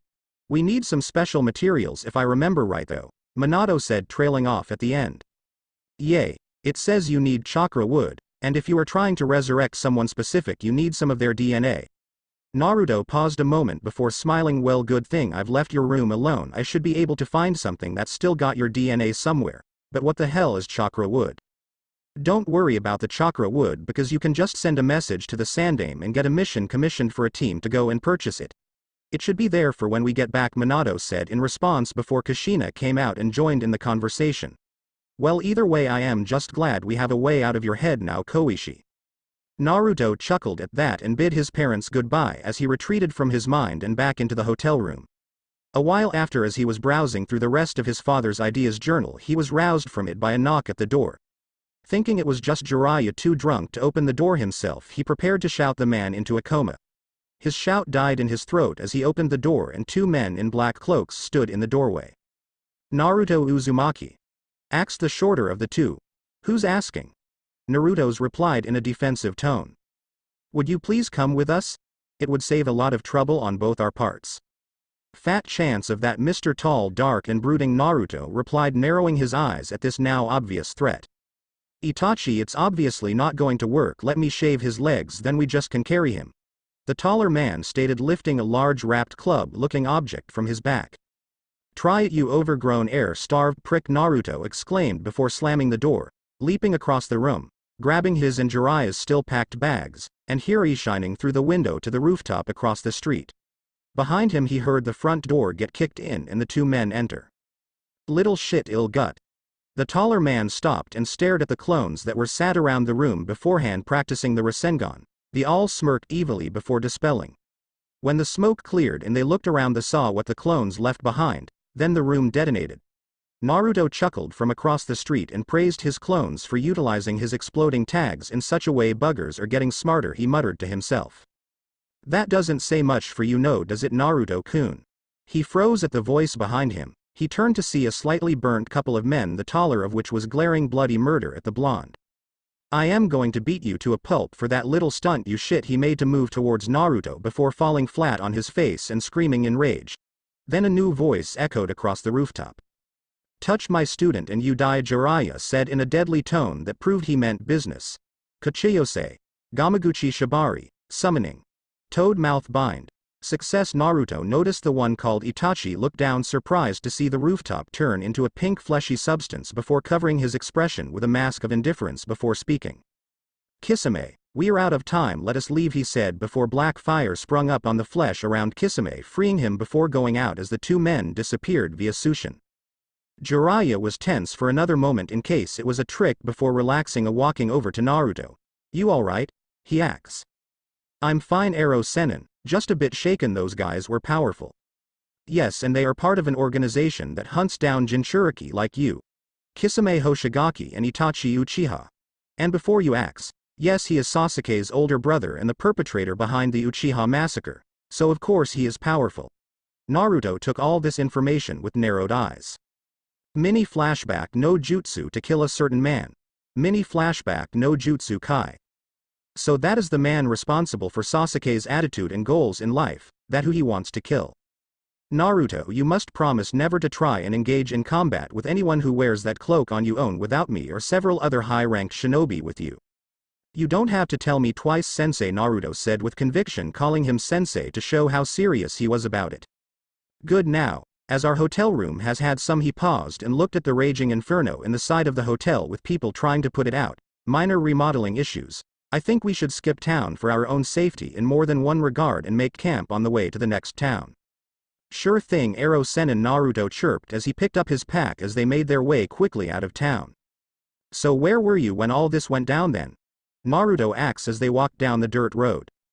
Jiraiya panicked. Well, you see, after a whole night of Naruto relaying his mother's angry rant in his head to Jiraiya outside, scaring the perverted sage almost half to death in the process, because he was away with a woman when the incident happened last night, they made it to the next town on the trail of Tsunade. Well, kid, if we're going to find Tsunade anywhere in the land of fire, this will be it. Welcome to the town of Tanzaku, Jiraiya said with flair, coming over the crest of a hill and looking down on the place. Sweet Arrow Sennin, so why is that castle destroyed? Jiraiya and Naruto approached the gates to the town with caution, but as they approached they realized that life was carrying on without a problem, despite the fact that the town's castle had been leveled by something. Jiraiya now knew for a fact that Tsunade was here, as she was the only one with the power to bring down a structure of that size apart from a boss summon. His theory was only cemented by the fact that this was a gambling town, and that it had a festival going on. She will definitely be here if there is a festival going on, she wouldn't lose an opportunity to gamble this much. He informed Naruto as they passed through the gates with the crowd. First things first, let's get something to eat and drink, we've been walking all day. Stay alert, we're looking for a woman who looks to be in her mid-20s with a diamond on her forehead and really large sensors. Ow. That was from Mom saying don't try and be a pervert around me, your punishment will be swift if you do. Naruto said before smiling as Jiraiya paled yet again at the mention of a punishment from Kushina. They walked through the town munching on food, observing the large crowds that had gathered for the festival. From food stands to game stands, everyone was out to have fun, and this was just the streets. Naruto saw so many casinos in the town he had lost count entirely. After they had gotten some lunch from one of the less busy kiosks along the street, they decided to start searching for the elusive Hokage to be. Nay Arrow Sennin, shall we split up? We might find her quicker if we head in opposite directions. Naruto asked while trying to look through the crowd to get a possible glimpse of their quarry. That could be a good idea, brat. I'll send a toad with you to let me know if you find anything. Jiraiya said, preparing the hand seals before being stopped. Don't bother, I'll just send a clone with you, it's a lot quicker than sending a toad to find you. I'll just make another and dispel it to get the info to you that way. Fine. Just try to stay out of trouble please. Jiraiya said with a worried look. He really didn't want to skip town again, the research opportunities he would miss. With that said, Naruto created a clone and went on their way in opposite directions. With Naruto was walking through the crowded streets making a beeline for his first target. Jiraiya said Tsunade likes to gamble, so gambling was what he was looking for, and where better to find that than the most popular casino in town. He had already found a store owner who pointed him in the right direction. It helped that said store was a jewelry store and had a nice little bracelet that absolutely screamed Hinata to his face. So he bought it as a thank you to the owner. He arrived at the casino to see a massive queue to get into the front door. This place was so popular that it was a red rope affair. Well, he was a ninja for Kami's sake, time to use that. He walked around the side and saw a window on the third floor open, so he walked straight up the wall to it and got inside. God, he loved being a ninja. He spent about half an hour wandering around looking at everything but couldn't see a woman matching Tsunade's description. He didn't understand it. He thought he had this in the bag coming to the most popular place in town, but no. He had to have worst luck in the world, or so he thought. God damn, this woman is troublesome to find, he muttered while walking down a pachinko aisle. For those of you who don't know what pachinko is, it is a game in Japan similar to pinball. Only imagine the table is vertical instead flat and has different rules. It is amazingly popular. He was looking at the floor while muttering curses and saw something shine at the corner of his vision. He looked over and saw some Ryo lying on the floor under some stools for the machines. He paused for a moment before deciding. What the hell, I got nothing better to do, he muttered before leaning down, picking it up and plopping it in the machine. His mouth hit the floor when the balls that were fired into the machine all landed in the right places, giving him a lovely little payout of about a 500 Ryo. Hee okay, that was lucky, he said with a smile before plopping another coin in. Once again flashing lights and a nice big payout. 10 minutes later and we find our intrepid hero grinning like a madman carrying 2 buckets he found full of coins he had won to the payout desk to change his winnings into bills. Totaling in the 100,000s, his winnings was nice, a hefty sum that he would save for a special occasion. The legendary censored Tsunade is at the high rollers table. Or not, he said as he ran after the man who had shouted that out. Up several flights of stairs back to the third floor and through a couple of crowds later, and Naruto found a room with a table for some sort of card game that looked mildly interesting. He was about to take a seat across from the large-chested blonde who he assumed was Tsunade when she looked up. Beat it, brat, this table is for high rollers only, Tsunade snapped at the brat. Naruto in a deadpan voice looked at her and responded with, I have 500,000 Ryo on me, lady. This caused the woman with a pig behind Tsunade to start sweating. Get this kid a chair. Tsunade screamed on hearing the amount of money he had on him. She chuckled. This kid would be easy like taking candy from a baby. This kid is taking all our money like candy from a baby, cried one of the high rollers at the table before breaking down in tears and walking away with whatever he had left. Hey kid, acts another, getting Naruto's attention. How long have you been playing this game to get this good? Must have been young. Everyone on hearing the man ask the question leaned in expecting an answer. Naruto paused before deciding to be honest. This is the first time I've ever played. I just put the cards down at the end and win. What's this game called anyway? That broke the proverbial camel's back, and all the high rollers stated, twitching before running screaming from the table. Apart from Tsunade, she calmly picked up what she had and left the table towards the exit. Naruto cashed his new winnings in before following her at a distance back out into the town. He followed her and who he assumed her servant, judging by the fact that the woman had the same pig and was standing behind her. He followed them up until they entered a bar when he decided it was time to inform Jiraiya. Making a clone and then popping it, he let the other line that he left with Jiraiya that he had found her and was waiting for him. Soon enough Jiraiya, led by the clone, arrived and the clone dispelled its job done. Great job Naruto, where is she? Jiraiya asked, walking over to stand with him. She's inside that bar. I went to the most popular casino in town cause you said that she liked to gamble. I spent ages in there before I found her and then I followed her here. Perfect, let's go in and follow my lead. For all she knows, it a pleasant surprise and we just ran into her, okay? Got it, Naruto said as they walked across the street to the front door of the bar.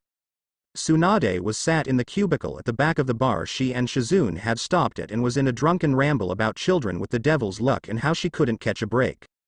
Tsunade. What a pleasant surprise. She cursed at the sound of that voice. Of all the things going wrong with today, it just had to be him that added to the pile. Jiraiya. I unfortunately can't say it a pleasant surprise for me. What are you doing here? Before Jiraiya could even reply, Naruto burst out. Hey, you're the lady that was at the casino. The one that I trashed in that card game. Excuse me, Naruto? Jiraiya questioned. You didn't mention this to me. Naruto turned round and winked at him before replying. Yay, when you gave me that free time, earlier I went to this casino place.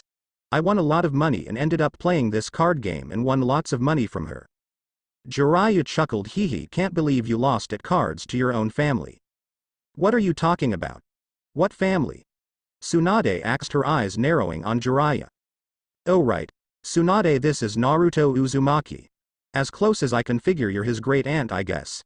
Jiraiya finished on a question mark because he honestly couldn't figure out her exact relation to him. Wait, so she's meant to be my auntie? But she's too young to be that old, Naruto exclaimed in disbelief. I age well. Tsunade lied before Jiraiya could say anything. So who exactly are you, kid? Tsunade was actually curious. I am Naruto Uzumaki and my mother was Kushina Uzumaki. You met her when you were a teenager.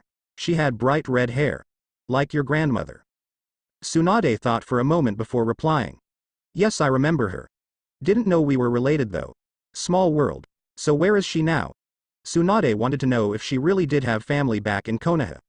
This would mean she made a mistake leaving so quickly. Well, it's kind of a long and confusing story, but the bottom line is she is dead and sealed inside me? Tsunade did a spit take at that, cue lengthy explanation that you've heard before. Some time later Tsunade and Shizune sat in their seats slack-jawed and looking at Naruto as though he had grown a second head. That's unbelievable, Shizune muttered under her breath, recovering her senses. Tsunade agreed. Tsunade sat there cursing her hastiness. If she had just held on and looked around herself, she would have found a girl who needed family just as much as her. But she had left too quickly and nobody had been there to look after Naruto. She decided to voice this. I am so sorry, Naruto. Maybe if I hadn't been so grief-stricken and looked around, I would have been there for your mother. I could have delivered you and maybe this wouldn't have all happened. She finished with a tear in her eye, trying not to cry. Don't worry about it, Oba-chan. I've got a way to get her out of the seal that I'm going to do when we get back. So you don't have to beat yourself up. Naruto said with a smile, trying to get her to stop crying.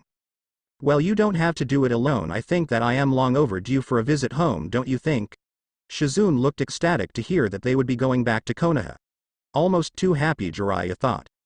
I think you should know though that Orochimaru approached me earlier today as well, Tsunade said before Jiraiya could even ask why Shizune seemed happy with her master's decision. Ah, thought Jiraiya. On the outside, he just replied with there's always something. Care to explain? She took a large swig of sake straight from the bottle before launching into her explanation. Well, whatever happened to him has rendered his arms useless. That would be Hokage Gigi's doing. Naruto interrupted the Habi-Teme attack during the Chunin exam finals and Gigi gave up his legs to take away Habi-Teme's jutsu. Tsunade was surprised to hear this. So sensei can't walk anymore. And Jiraiya's nod, she let out a breath and continued. Well, that censors. Yes, it does. It's also one of the reasons for you coming back as well, Jiraiya continued. We don't think there is a lot that can be done, but we're hoping the pain can at least be lessened. Well, we will see what I can do when we get back there then. Tsunade said, finishing the depressing talk for the minute. Now on to business. I still think that being Hokage is a fool's errand, so I guess that makes me a fool, but I will start by trying to get rid of one of our biggest problems. I ask Orochimaru to give me a week to think about his offer. I am obviously not going to take it, as I would like my loved ones to continue to rest in peace. I say we ambush him. Naruto perked up at this. Yes, he exclaimed, revenge for Gigi here. Come. He stood up on his seat when he exclaimed this, only to get slapped on the head by Jiraiya, making him fall back in his seat, clutching his new spot. Calm down, Naruto. If anyone is going to fighting in a week, it won't be you, he said, looking serious for the first time ever. What do you mean I won't get to fight? I want to hit that guy for what he did in the Chunin exams as well, our intrepid little hero declared with zeal. You about 101 years too early for Orochimaru. Tsunade spoke. If anything, you will aid Shizune in dealing with Kabuto, Orochimaru's little helper. Naruto looked like someone had kicked his puppy at that. But I've got Hiraishin. Jiraiya decided to head off Tsunade before she went off on one. Technically you don't have Hiraishin fully, Naruto. It is a bloodline now, so we don't know if it has any levels and such to it yet. I bet you I have got all of the Hiraishin, Naruto replied back, censor edily and causing Tsunade to perk up. A bet you say? Tsunade asked Naruto, causing Shizune to groan in desperation. Tell you what, brat, I'll take that bet, and if I win you have to give me all that money you won earlier at the casino, she said with an evil glint in her eye. That money will pay off all my debts for before I become Hokage, she thought gleefully. What would I get if I win? Naruto asked out of curiosity. You want to be Hokage, right? She got a nod in response. Then I'll give you this necklace that belonged to the first Hokage. It can literally buy a mountain if you wanted it to, because it is that valuable. Naruto looked at the necklace like it was a holy artifact and nodded enthusiastically at the prospect of owning such a valuable item. Okay, you're on. What are the rules? The only reference for techniques is your dad in you head, right? Well then you can't ask him for help and must develop your own form of the Hiraishin, she said matter-of-factly. Naruto faltered for a minute before perking up. Deal, he said calmly before running off to begin training. Jiraiya sighed and looked at Tsunade, who was drooling at the thought of all the money she would win, or she could just be piss drunk now. I said it once already and I'll say it again. There's always something, thanks.